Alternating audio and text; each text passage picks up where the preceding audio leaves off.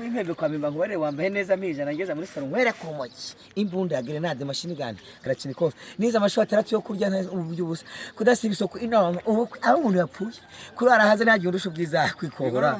ku rumogi kurongora abagore ntakuye gushaka kuba umuyobozi ntari kwitwa niyo mugabo Emmanuel byaranshimishije ubu ndi meya w'agateganyo wa Burera nakirinda hirozo umukuru w'igihugu perezida wa Republika kuko kuba atari gukira atari kwiruka no kuba kumushota ubushake bagaca nivuye kuzimushimira she ndi impano y'umukuru w'igihugu meya wa Burera mushyashya nzabayobora nize idakare muri Senegal nize Kampala mu Uganda nize politiki nakoze igisirikare ndi Lieutenant Colonel nahebwaga miliyoni 6 yana miliyoni 600 zamembwa miliyoni 2 kwa kombaye meya mushyashya wa Burera sindi ikigo ry'isindi cike sinawuzuzagabira mama ba muri Zambia ikonyira bara budense na mukuru wanje wa muri Autriche ni na John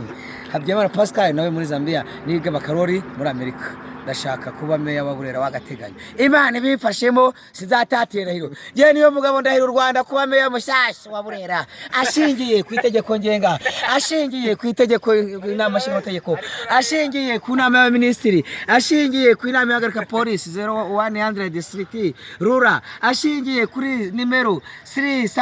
3918 ashingiye kuri finatnat ashingiye kuri colonel niyo mugabo Emmanuel byaranshimishije abura nimero abaye meya w'agateganyo wa Burera yewe niyo mugabo mushyashya meya wa Burera ndahiro Rwanda kumugaragara ko nzakora imirimo nshinzwe ko nazateteza Republika y'u Rwanda yiwe ko nazasiba isoko inama ubukwe ya muntu yapfuye ko nzarya iby'ubusa ko nzayobora nta umagaze hejuru ko nzakora akazi ka leta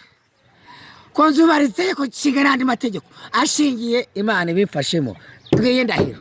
yo kuba meya wa Burera